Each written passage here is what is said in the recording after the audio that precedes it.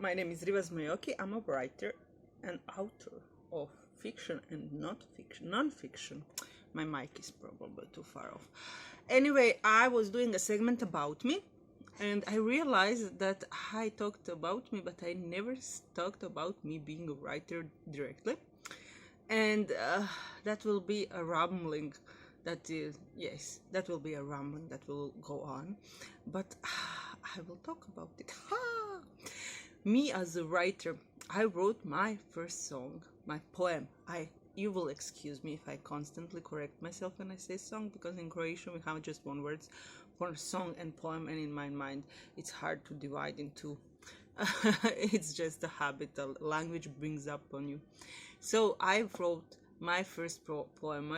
The first thing I ever wrote original in 1994 when I was 12.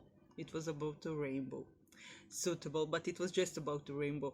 I was on the beach and my eyelashes were salty, and I squinted and there was a small rainbow on them, and I wrote a poem about it. I don't have that poem anymore.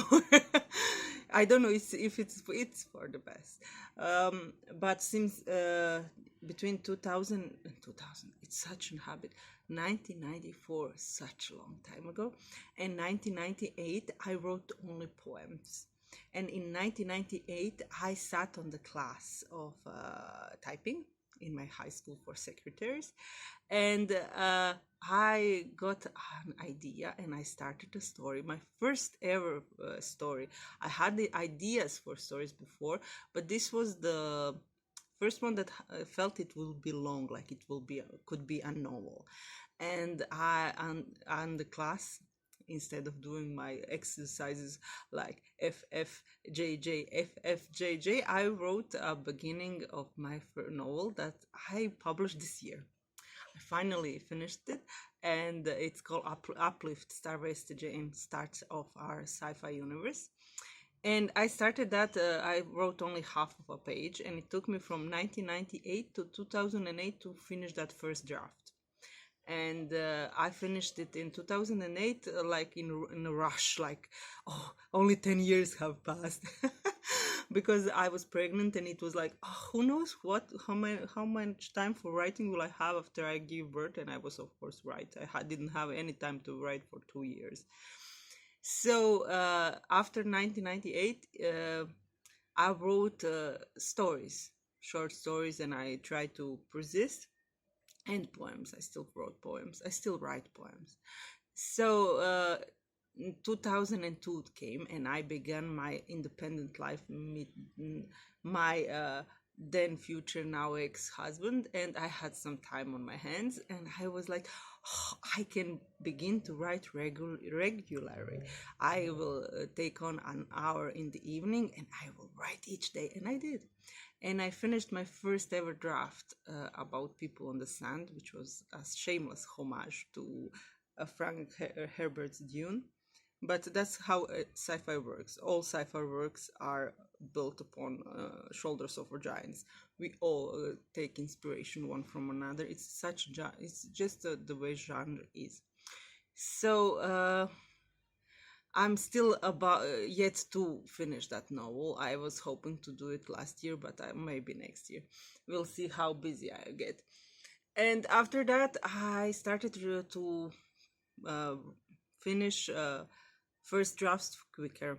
I still wrote by hand on the paper, and I was like, oh, I will transcribe it to computer someday, because I never expected of myself to write this much. It was like, oh, this is marvelous, this is enough, this is good enough, this is marvelous. I was quite satisfied with what I wrote. So 2005 came. I changed my name because I got married, and I met my brother's boss, who was an editor for a magazine, literary magazine, and he was like, oh, you're writing, send me something. And I was like, okay, I'll send something. And I sent him my maddest short story I had. It was about a gay man dying on the floor of the men's restroom.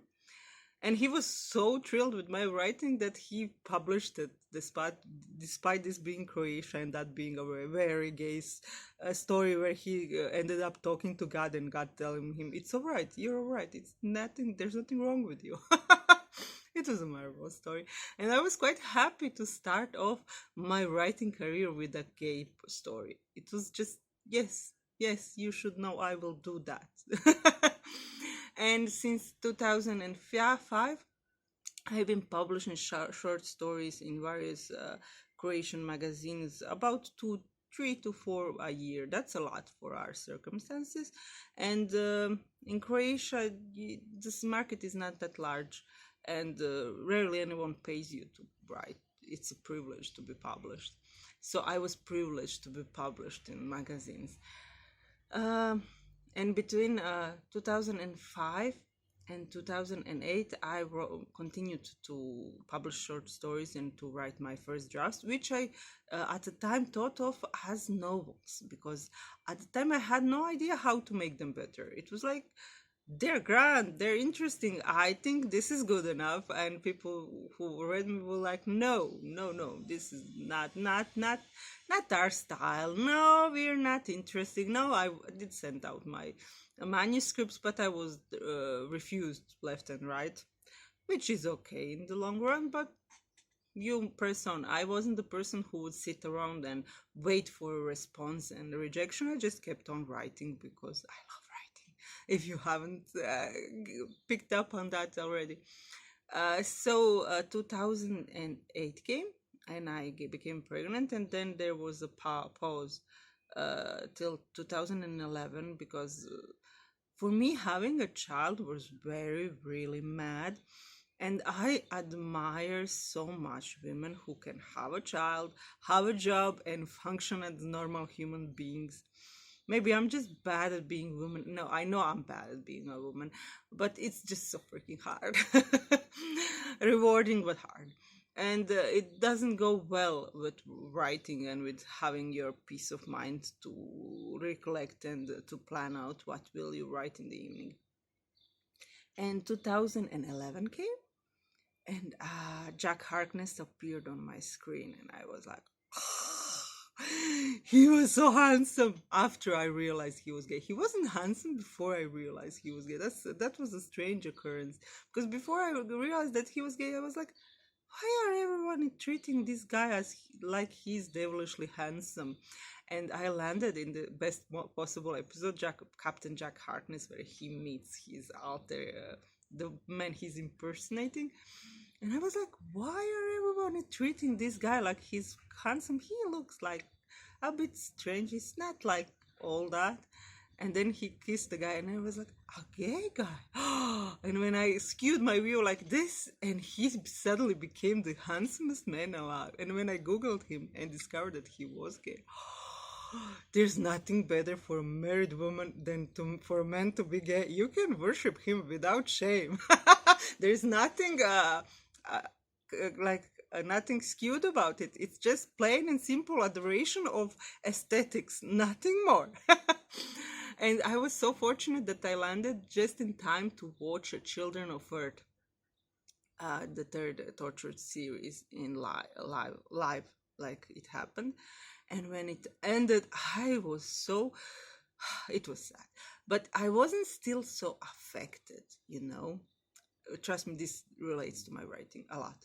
So I wasn't so affected, but then I heard the radio dramas, and the House of the Dead became, spoilers, and just when that ended, I became so angry, because till that point I wasn't so invested in the romance of Yanto and Captain Harkness, because it was like, I don't know what they are. They're cute together, but that may be just an office fling. It could be just one-off thing. It could be just a running gag between them. It could be just that one scene we got. You can't tell. How can you tell? It's not written in. And the House of the Dead came, and it became like this great love story of Jack Harkness we never saw, and that he's more relevant than any of his countless lovers. And I was like, when, where? I want to see that. I want to know that. That's the show I want to watch. And of course, it wasn't a show you could watch. And I turned to fan fiction to find, is there anyone who wrote this in a satisfying way? And there wasn't. Everything was like, or either too fluffy, either too, it wasn't grounded in the show. It was the wish for fulfillment. People who just wrote what they wished happened.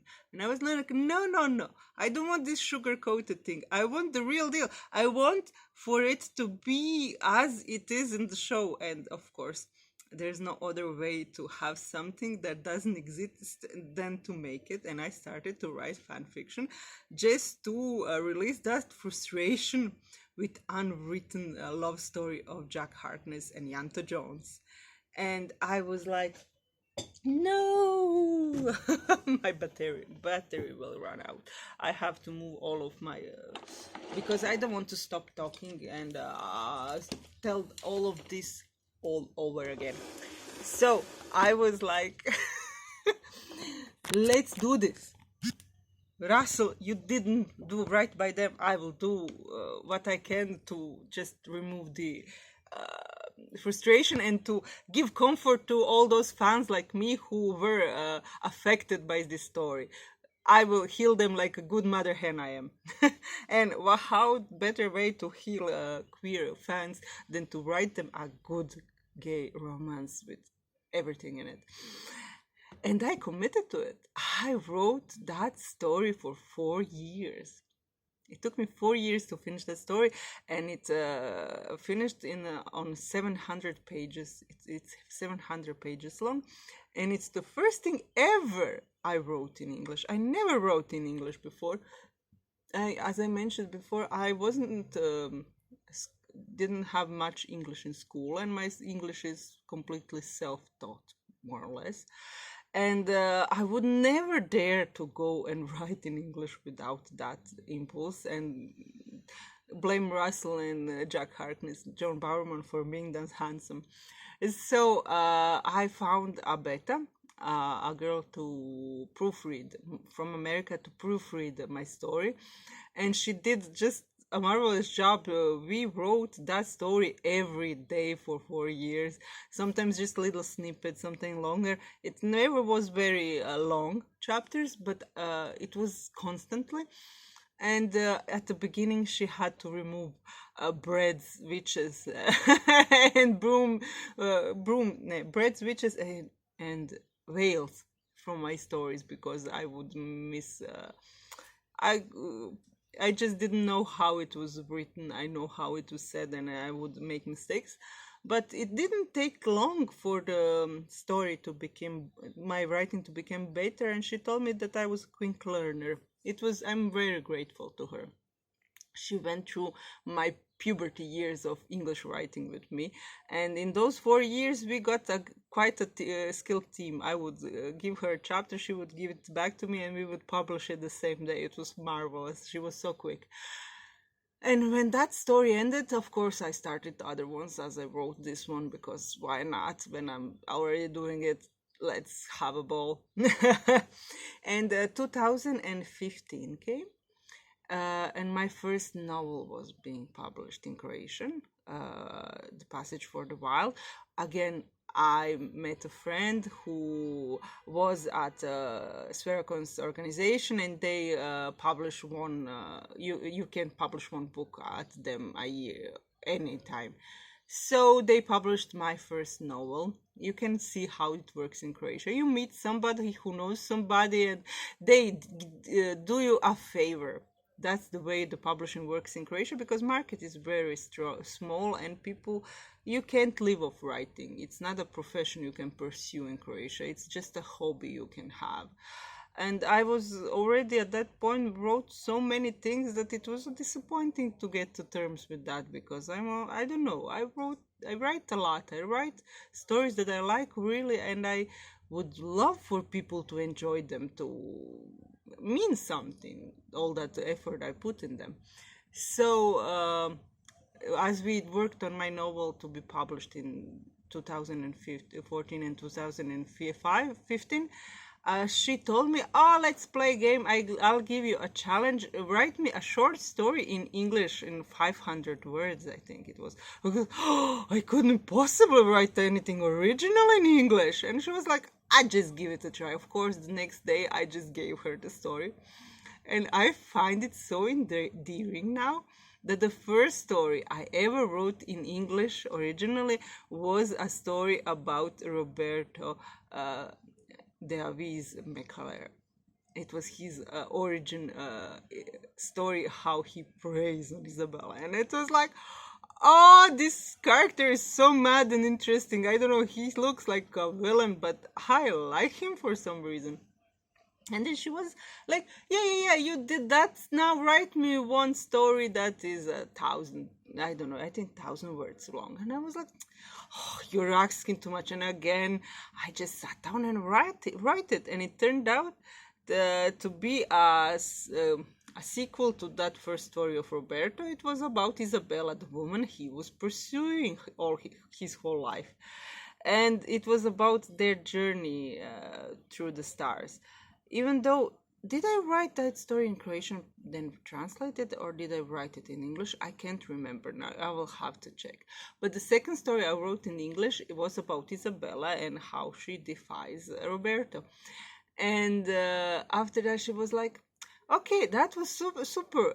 We will find conquerors somewhere to send it. Now write me an English story of 3,000 words." And I was like, 3,000 words? Oh, I had an idea. I was folding laundry just a few days before she said that, and I was like, I had the first sentence and it was in English. Usually my first sentences were in Croatian before that, and it was that the sentence was, for years now, he was more defined. Oh, I don't know by heart anymore. For years now, he was more defined by his scars, by his reputations, than by his work. I don't know that sentence by heart anymore. I didn't read it for too long. Anyway, it was the first sentence of what will become my saga Authors, which I hope I will publish next year. And I wrote on, and as I wrote it, I got so entangled in it, and I was like to my friend, "It's going just fine, but I don't think I will be able to squeeze it in 3,000 words. It seems longer." It ended up having 100,000 words just to finish the first novel. And she was like, "Okay, then switch on something else, just to write the 3,000 word mark." And I switched to something else. And it was Sans in the second story, which was again, anyway, Sans. And it turned out that I just skipped to the beginning of the second book.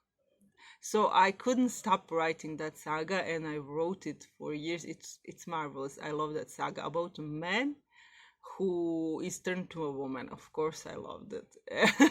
I'm still writing it. I'm on the fifth book, but I have to publish the first one so the things get rolling.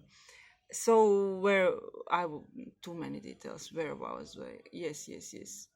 2015, and I started my saga Authors, and I realized that I can write original fiction in English, and it was a revelation. It was a real revelation.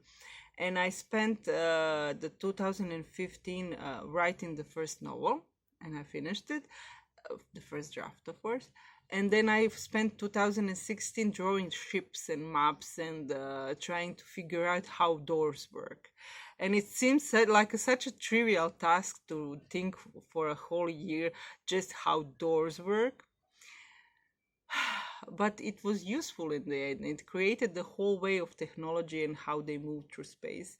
And it was a hard year for me because my marriage was on the rocks.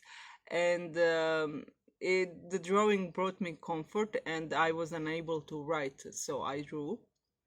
But drawing brought me many details that I will use later on. And the interesting thing about those doors, usually when I write fiction, I often find that there are movies made in the same time that are similar to my fiction. that that made me believe that all of us are just working on one big pile of fiction together, so who gets to work on what is just a matter of luck. Anyway, that's another topic. So I wrote where to go from there here. Yes, I wrote the first novel then, and then in 2017, I heard on the convention of sci-fi how this woman was self-published on Amazon KDP platform and explained how to use it. And I was like, okay, I can go there and publish. That was 2016, not I'm rushing forward. 2016, and I was like, I can use that. I can publish this short story about dragons I have.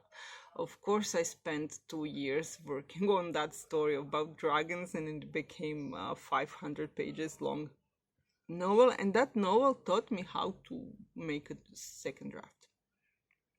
The motivation to make it for James McAvoy was a good motivation, because it was like a push, an audience, someone I can imagine reading it, and someone I can envision a reaction to it. And it was like easier to write for one specific person than it is for the general audience, because when I write for general audience, I can imagine all sorts of readers. Okay, this bunch will hate me, but that person will like me probably. They will want to resent me for not being perfect. So I thought about just a specific person in mind gives you better perspective. That's at least was my take on it. So I wrote Dragon's Handler, and I created my own way of making second drafts finally. And it took me till I did publish in 2017, but I kept on working till 2019, and I managed to do it well, I would say. And since 2019, I applied that same pattern, that same way of writing to other novels, and that expanded. Now you can find on Amazon 2 books of Darkest Pattern, 3 books of Star Vestige, uh, still 1 book of Dragon's Handler, and there are 2 books of poetry. And I will keep on publishing it because I like it. I failed to mention that from 2016 to 2018, I sent cover letters to England and USA to agents, but that was also a good practice of writing, how to address people. Anyway, I got rejected. Oh, but you got lots of goodies from it. Because if they accepted authors at that time, I wouldn't make a second draft. I wouldn't get to this complex way of writing different perspectives. And things would be different. I don't know. I never regret past decisions, and I quite like my life path, no matter how bumpy it might get, because it's my path. I like it. I like being me, and I love my novels, and I love that they become so much better because I worked on them some more. I will go and work some more on my writing, so when you finally discover me, there will be a lot of goodies to choose from. Anyway, lots of love. See you around. Bye.